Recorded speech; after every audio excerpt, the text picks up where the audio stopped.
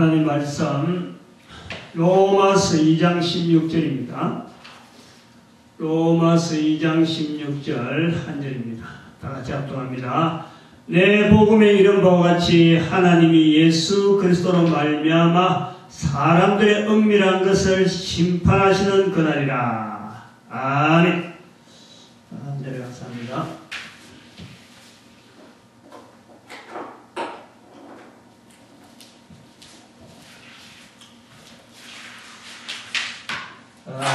오늘은 로마서의 두 번째 시간, 로마서 두 번째 시간입니다.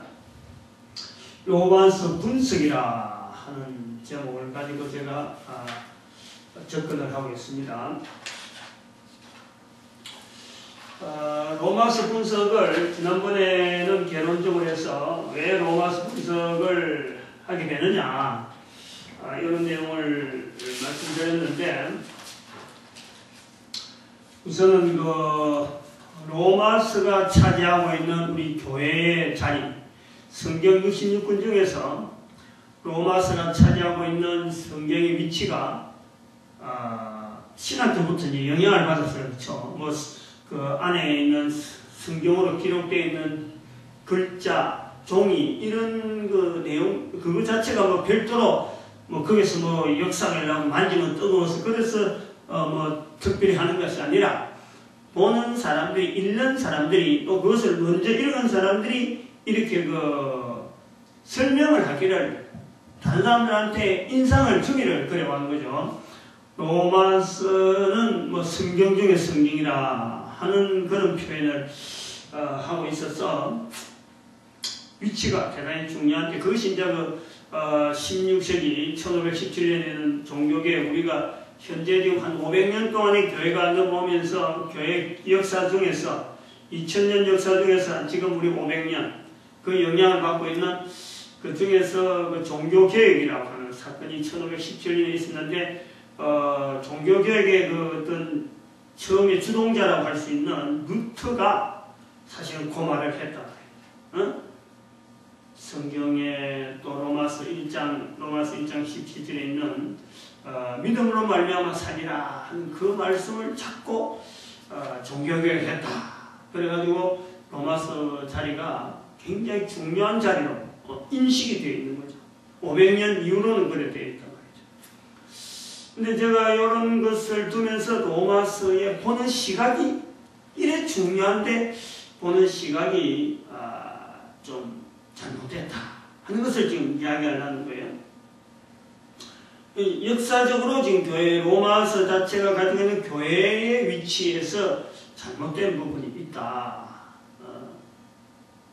보는 시각이 그렇다. 그리고 또 두 번째는 사도 바울의 편지 중에서 로마서가 특이한 편지, 다른 편지하고의 차별을 둬야 되는데 차별을 두지 않는 시각들, 다시 말하면은 다른 거는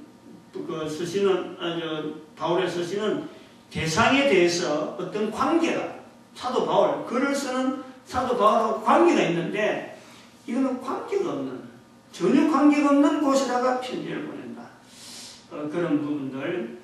그 다음에는 이 로마서 자체가 가지고 있는 것은 근본적으로 복음 현장, 전하는 입술, 입의 언어에 대한 어떤 표현인데, 이것이 너무 언어적으로, 문자적으로 이런 해석을 하는 여러 가지 이 접근점들, 이런 부분에 대한 것을 지적을 했습니다. 그리고 네 번째 우리가 나온 것은 결론 부분에 로마 사회와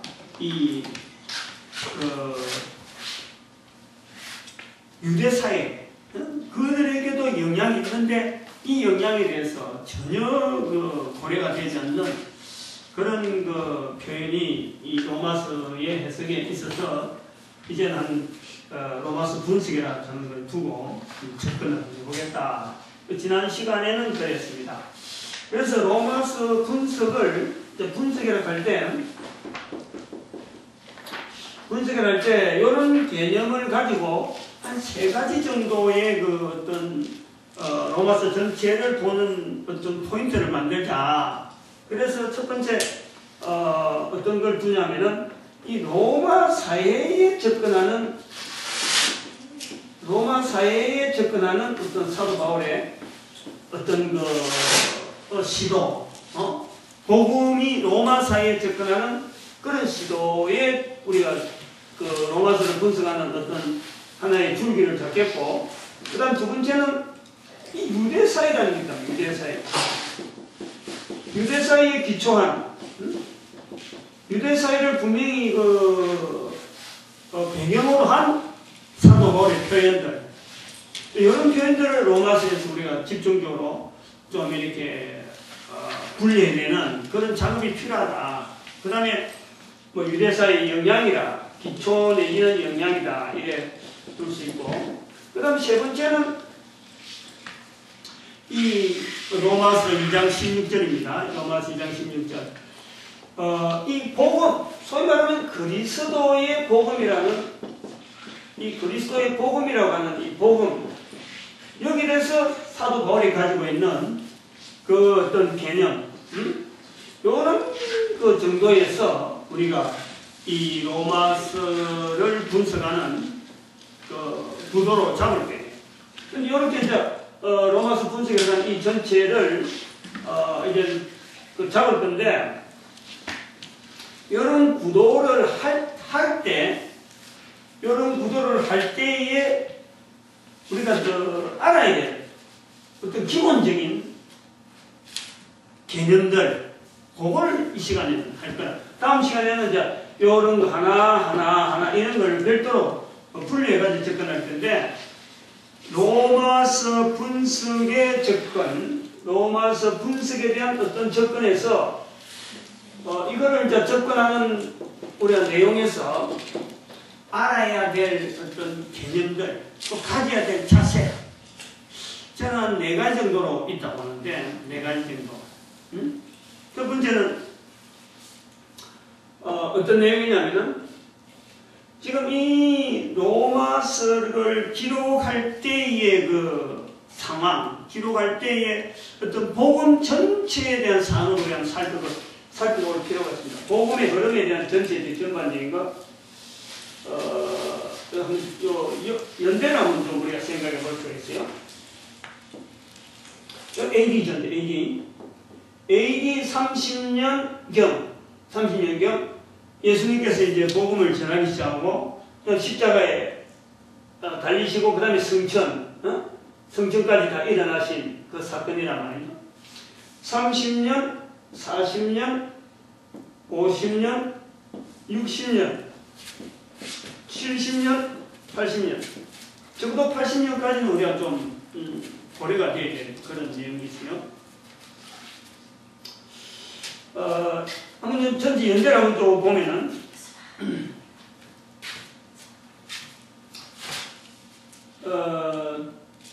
30년에 예수님께서 승천하시고 30년대에,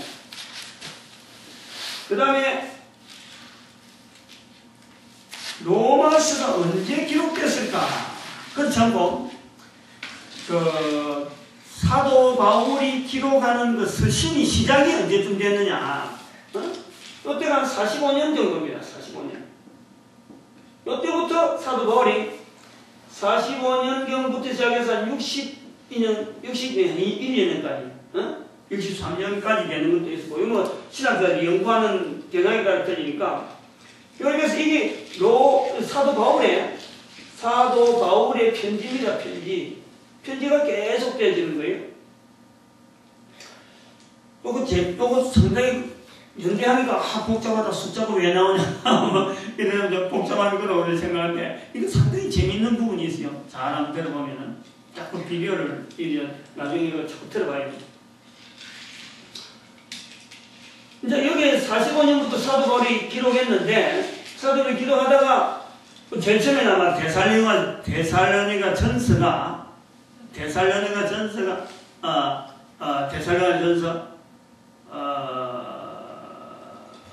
데살로니가전서가 맞나? 살전. 데살로니가전서가 아마 제일 먼저 기록되어 들어가는 분도 있고 어떤 분들은 갈라디아서가 먼저 되어 있다. 어쨌든 이 갈라디아서나 데살로니가 저 앞에 기록되어 있단 말이에요. 그때부터가 45년 정도 보는데 로마서는 여기 한 50년 조금 넘어가는 50년이나 51년 정도 될 때 여기에 로마서가 있어요. 로마서가.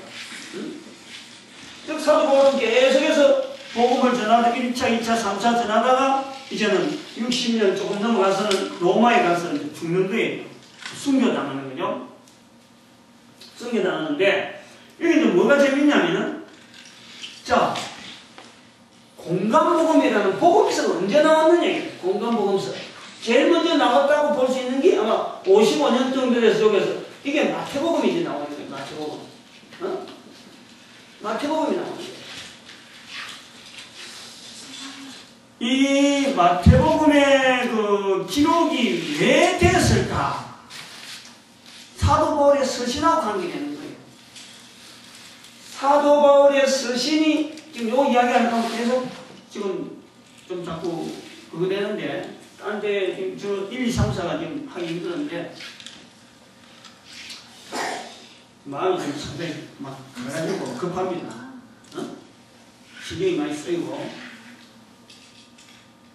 끝나고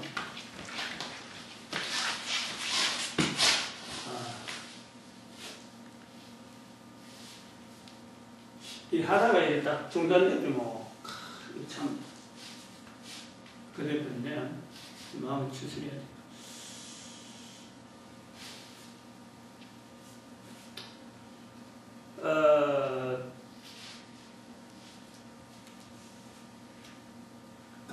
이 복음서가 왜 기록이 되었을까? 마태복음을 할 때는 우리가 좀 그런 거를 염두에 두고 있었는데 마태가 먼저 기록되고 마가가 나중에 되고 누가가 나중에 됐다. 이런 이제 순서를 우리가 복음서에 있는 순서를 우리가 봅니다.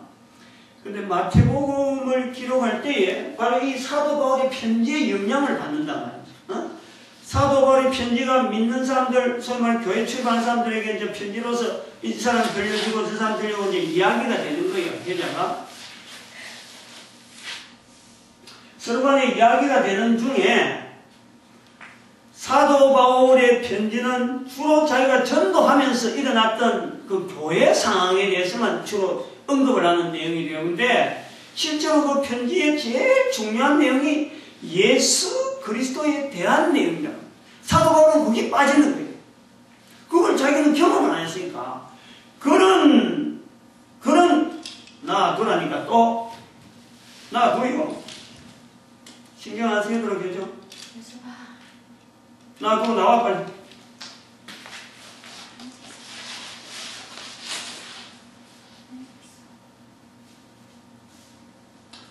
사도 바울의 그런 예수님에 대한 만남이었기 때문에 십자가에서 죽은 그리스도가 바로 우리의 구세주다.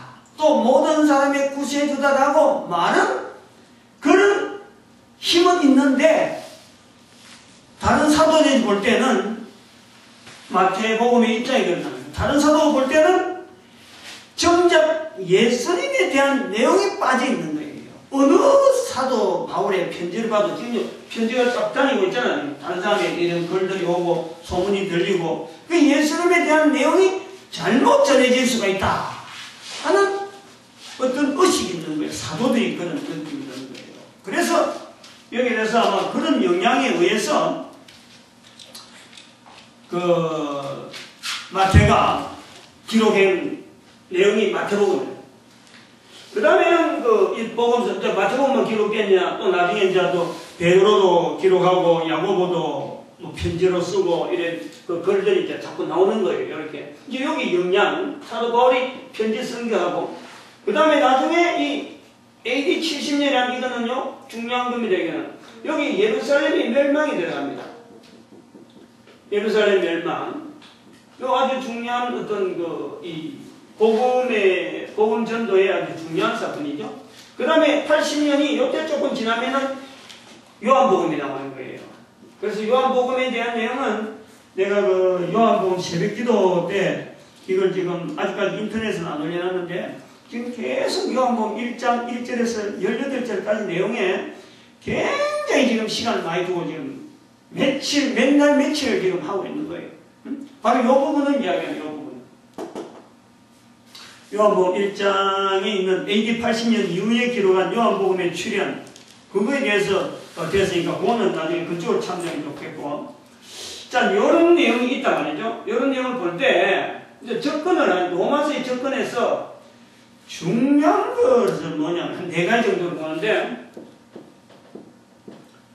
이 내용은 이제 다른데 할 때는 또 설명을 못하니까, 또 한 번 못합니다. 그러니까 요 내용을 저희들이 중요한 내용이거든요. 사도 바울이 이렇게 기록을 이렇게 할 때, 이렇게 전도할 때, 그러면 사도 바울만 복음을 전했느냐? 보통 사람은 복음을 안 전했냐? 전한 거죠. 근데 그 사람들이 복음 전하는 자리가 어디 있느냐? 그것이 우리가 아는 대로 사도행전 5장 42절에 사도행전 5장 42절을 보면요. 이때가 언제냐 그러면 이때 전한 데가 사도행전 5장 41절에서 말하기를, 그것을 표현하기를, 말씀하기를, 그들이 집에 있을 때나 성전에 있을 때나 어디서든지 예수는 그리스도라고 전하기를 쉬지 아니하는 그 말씀이 있어요. 다시 말하면 그때가 예수님이 승천하시고 한 40년 요때쯤 되겠죠. 요때 분위기가 그렇다는 거예요.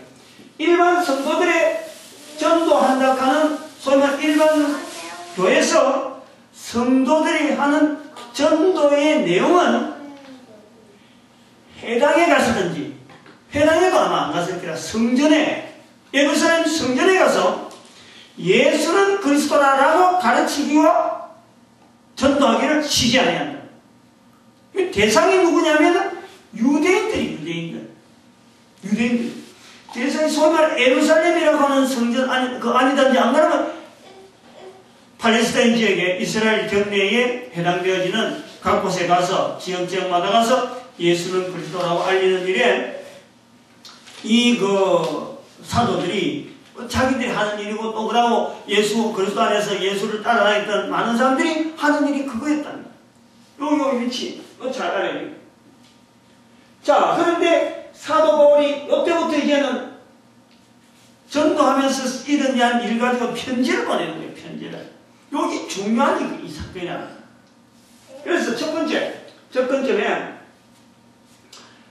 사도 바울 이전에는 복음을 전한다. 예수는 그리스도라고 전하는 것에서 그 환경이 어디냐면은 이게 유대인이었는데 사도 바울 이후로는 이게 지역을 옮기는 거예요.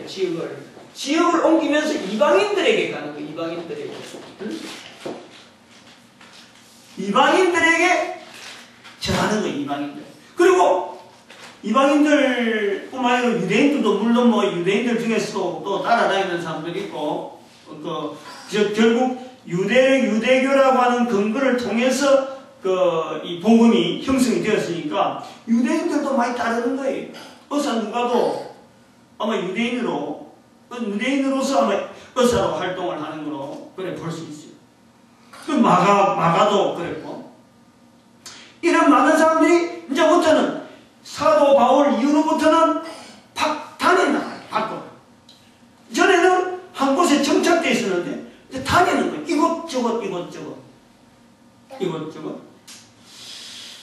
그런 영향이 이게 이제 다르다. 이게 특이한 거예요.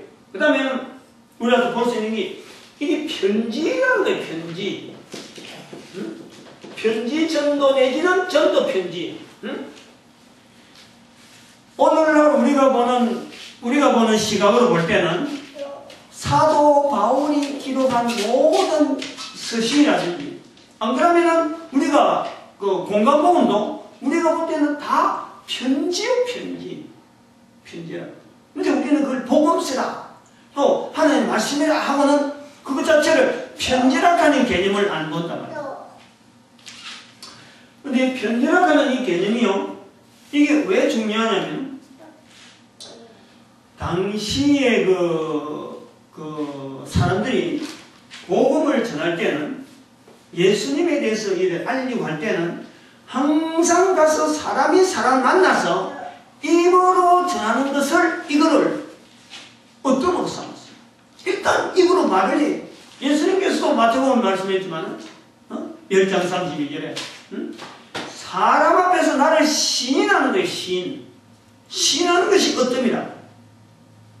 근데 사도 바울은 다니다 보니까 멀리 있는 곳에서 이곳저곳 막 옮기다 보니까 부득불 편지를 써야 되는 거예요. 편지를.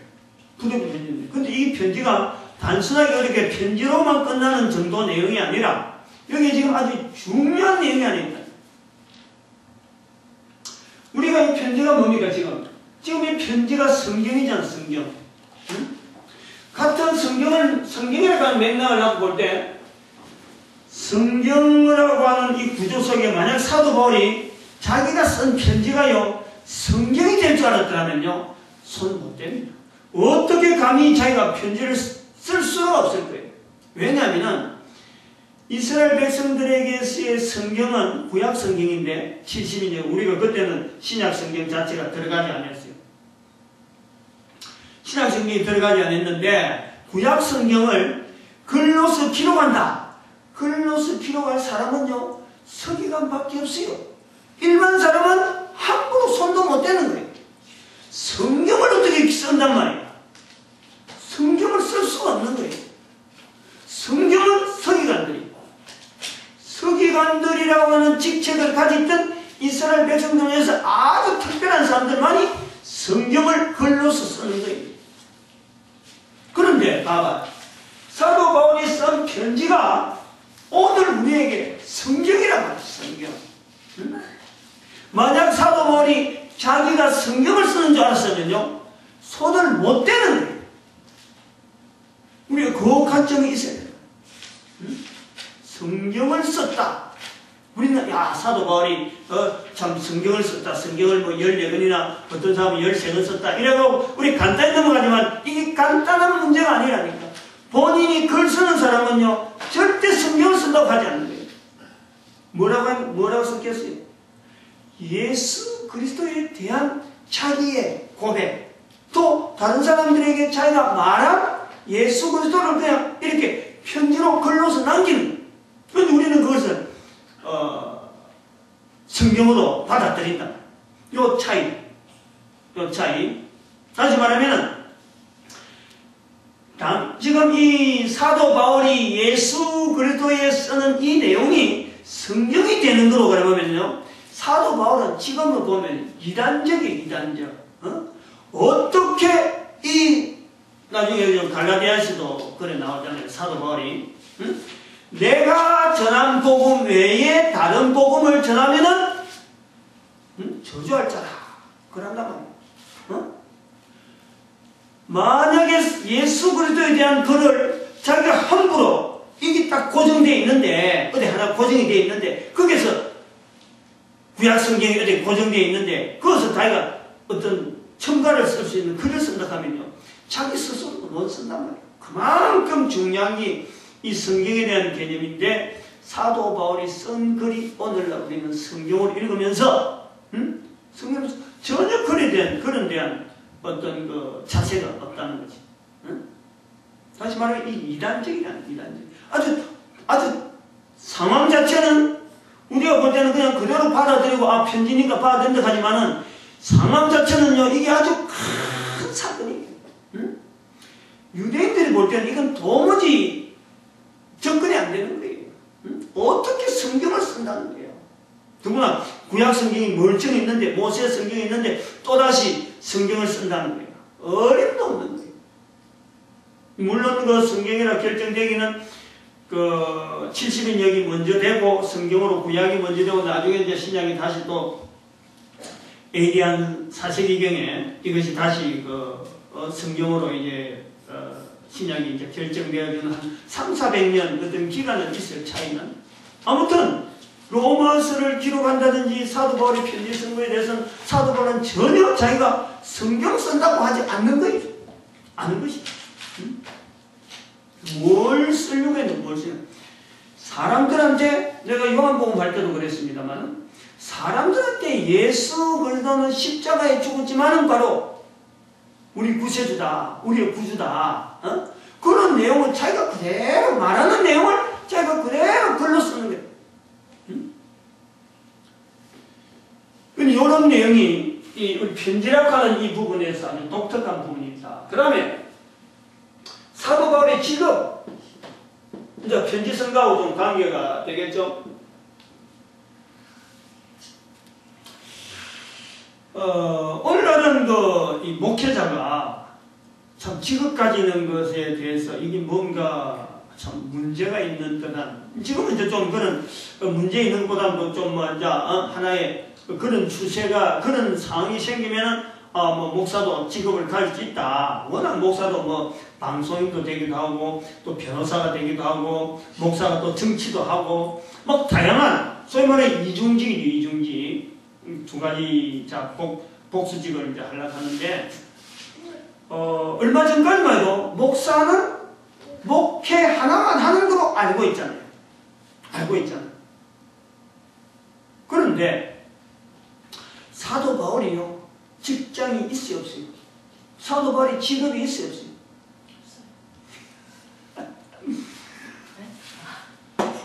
사도 바울의 직업은 뭐예요?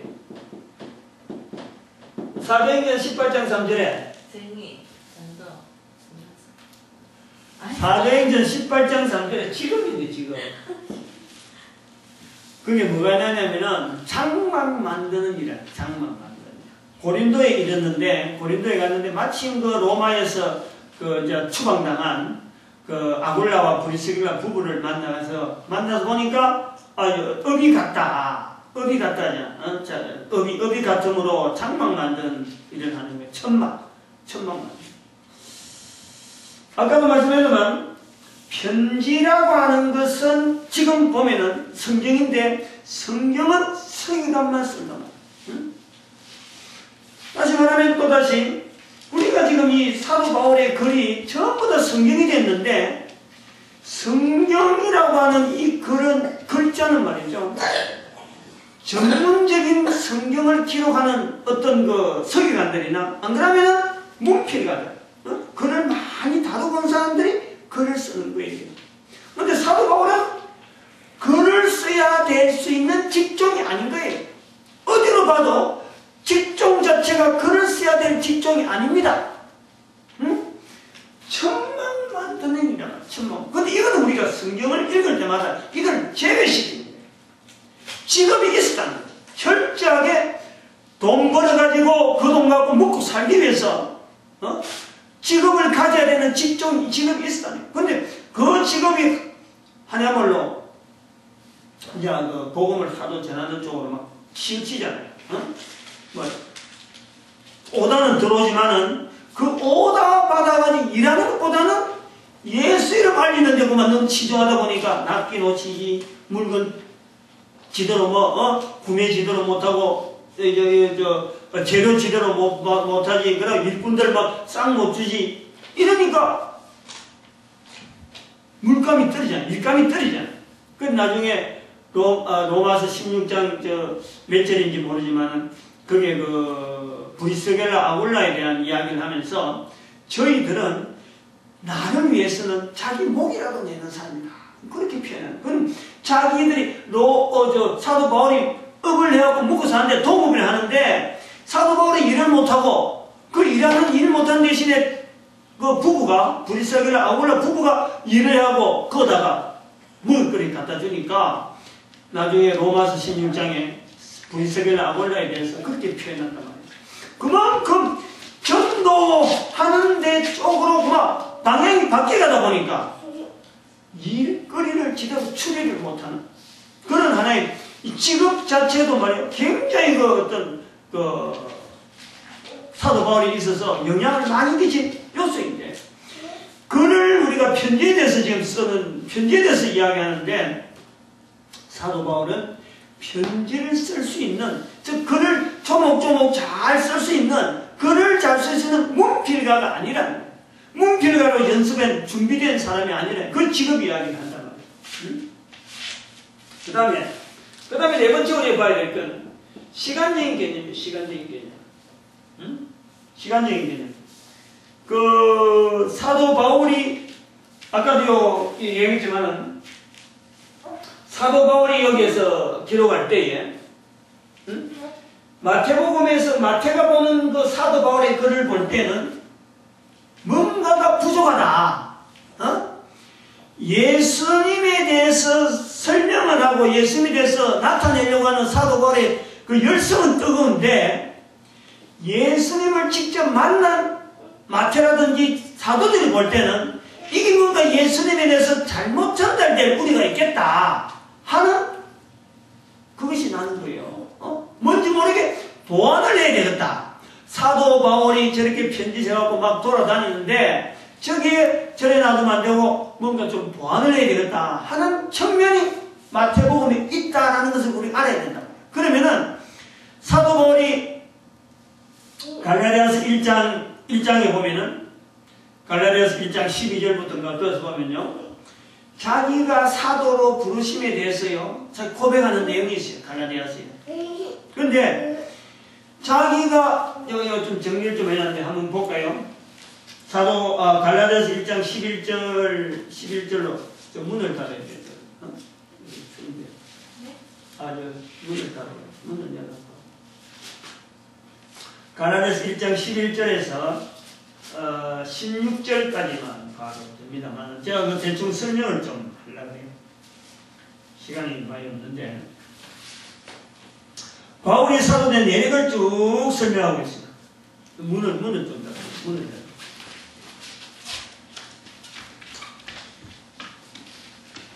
닫아요. 1장 11절에 보니까 사람의 뜻으로 따라된 것이 아니다. 12절에 보니까 갈라디아 1장 사람에게서 받은 것도 아니고 배운 것도 아니다. 그러면서 오직 예수 그리스도의 계시로 됐다 하는 이 표현.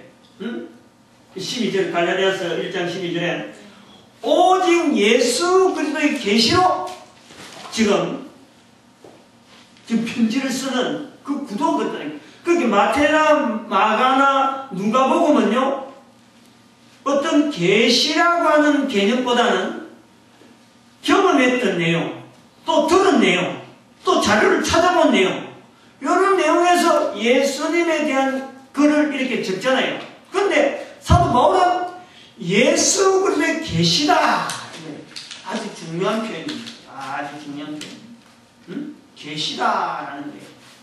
오늘 우리가 사실은 이 계시라는 부분에 우리가 실험을 해야 될 부분이죠. 왜냐하면 우리는 다른 복음서에 있는 처음에는 예수님을 만나봤나요? 또 그에 대해서 흔적을 찾아볼 수 있는 또 우리가 그 가봤나요? 안 그러면 그런 자료들을 만나볼 수 있는 그런 현장이 있는 것도 아니니까 우리가 예수 그리스도에 대해서 우리가 이렇게 알아가는 내용은요 전체가 다 계시입니다. 계시. 그건 사람이 사도 바울의 이야기도 사람의 뜻으로 된 것도 아니에요. 사람에게 배운 것도 아니에요.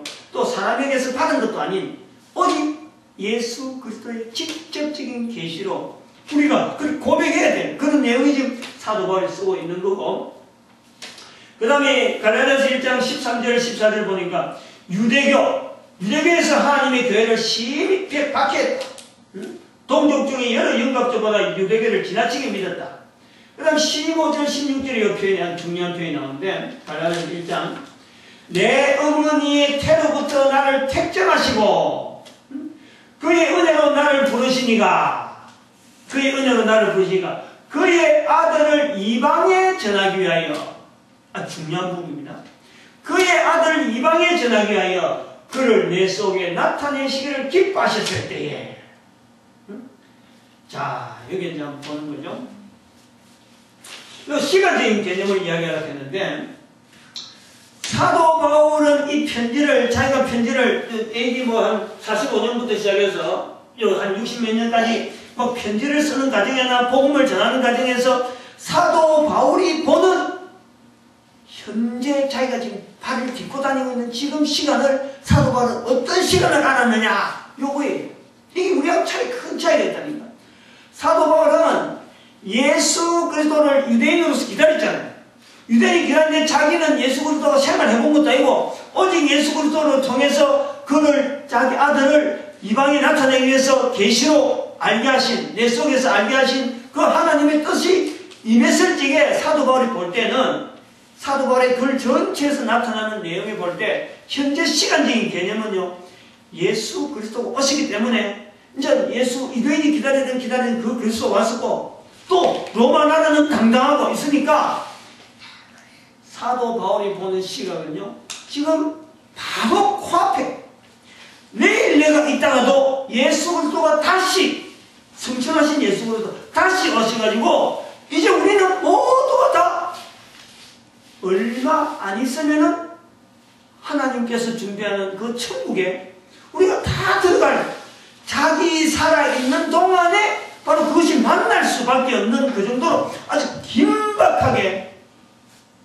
복음을 전하는 그 시간적인 개념이 있다니까. 그걸 이야기하려는 거예요, 지금. 근데 우리는, 그래, 어째요? 바울로부터 지금 2000년이 지났잖아요. 아무 일도 안 났잖아. 사도 바울이 생각하는 그런 생각이 일어나지 않는다. 그러면서 우리는 복음 전하는 자리에, 복음에 대한 우리의 자리에 지금 뭔가 자리를 잡으려고 하는 그런 부분이 있다. 그래서 이런 차이, 지역, 편지, 직업, 시간 이 네 가지 요소에 대한 요 구조를요 로마서를 할 때뿐만 아니라 그 사도 바울이 있는 모든 편지 이게 다 이 내용이 다 적용되어질 수 있는 그런 그리고 이 부분을 놓치고 우리가 로마서를 접근해버리면은 지금 아까도 어제도 말씀했지만 지난주도 말씀했지만은 로마서를 잘못 우리가 해석하는 부분에서 이 내용들이 아마 결정적인 그런 어떤 관점들이 되었을 것이다. 그래 보고 있어요. 오늘 우리가 이 로마서 2장 16절의 말씀에서 좀 우리가 두고 생각하는 것은 사도 바울이 표현하고 있는 나의 복음이라 하는 거예요. 나의 복음. 로마서 2장 16절은 다시 오늘 본문은 사도 바울이 나의 복음이라 하는 것이요. 내 복음에 이른 바와 같이 하나님이 예수 그리스도로 말미암아 사람들의 은밀한 것을 심판하시는 그날이라. 내 복음에 이른 바와 같이 아주 중요하죠. 사도 바울이요 내 복음이라 하는 게 있다니까. 내 복음. 우리가요 아까도 얘기했지만 하나님의 계시락하는 이 부분요 우리가 실험해야 될 부분이야. 우리가요 이 성경 말씀에 성경 말씀에 없는 말씀을 함부로 하면 안 된다 하지만요 사도 바울의 입장에 보면 아까 이런 내용을 보고 이야기했지만은 오늘날 치면은 이단 중에서도 아주 상이단 도무지 접근할 수 없는 이단의 모습으로 나타난 것이 바로 사도 바울입니다. 그 내용을 우리 알아야 돼요. 근데 왜 이단으로 보지 않느냐? 왜 사도 바울의 그 편지를 우리는 성경으로 보느냐? 뭐예요? 내 복음이라 하는 자기의 복음에 대해서 이 사도 바울이 성경을 예사로 알고 아니야말로 지나가다가 알 그런 게 아니라 유대교에 있는 그 성경의 그 어마어마한 그 성경의 물결을 그 샘물과 같은 그 샘솟던 막 일어나는 그 유대교의 율법에 의한 그 성경 해석에 대한 그 내용에 아주 가말리엘 문화생으로서 그냥 달달달달 할 정도로 자신감이 있고 처음에 예수 그리스도에 대해서 그 박해할 때도 자신있게 박해인 거예요. 자신있게. 유대교에서 그만큼 확실하다 하는 게 있단 말이에요. 그런데 불구하고 유대교에 대해서 그래 끼들은 사람이 나중에 갈라디아서 2장 19절에 갈라디아 2장 19절 20절에 가보면요 뭐라고 해? 2장 19절 한번 읽어요. 갈라디아서 2장 19절 큰 사람 읽어요. 2장 19절 20절 율법으로 말미암아 내가 율법으로 말미암아 율법을 향하여 죽었나니 이는 하나님을 향하여 설랑함이니라. 내가 그리스도와 함께 십자가에 못 박혔나니 그런즉 이제는 내가 산 것이 아니요 오직 내 안에 그리스도께서 사신 것이라. 이제 내가 육체 가운데 사는 것은 나를 사랑하사 나를 위하여 자기 몸을 버리신 하나님의 아들을 믿는 믿음 안에서 사는 것이라. 네. 왜 지금 보면은 이단 중에 이단과 같은, 이단 중에서 최고의 이단과 같은 그런 사도 바울의 행적이 그렇다니까요. 지금 이 행적 자체가 일반적으로 나가는 거하고 완전히 다른 행적으로 지금 사도 바울이 치달아 갔는데도 불구하고 사도 바울의 이 표현이 우리에게 성경이 되어진 것이 뭐냐? 오늘 우리가 계시락한 부분이 우리가 좀 씨름을 해야 될 부분이 뭐냐 그러면요. 분명히 사도 바울이 2장 19절에 갈라디아서 2장 19절에 내가 율법으로 말미암아 율법을 향하여 죽었고 율법에 뜨거웠던 그 사도 바울.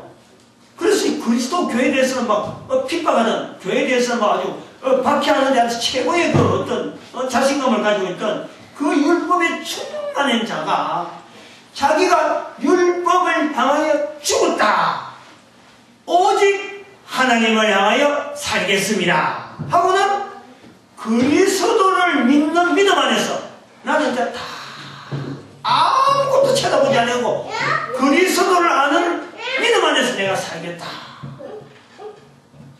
율법이 없이 그냥 아니하면 초신자가 지금 금방 교회 와가지고 예수 그리스도 말미암아 살겠습니다 라고 하면서 그 다음에 예수 그리스도에서 막 이야기하는 그것이요 성경이 될 수가 없어요.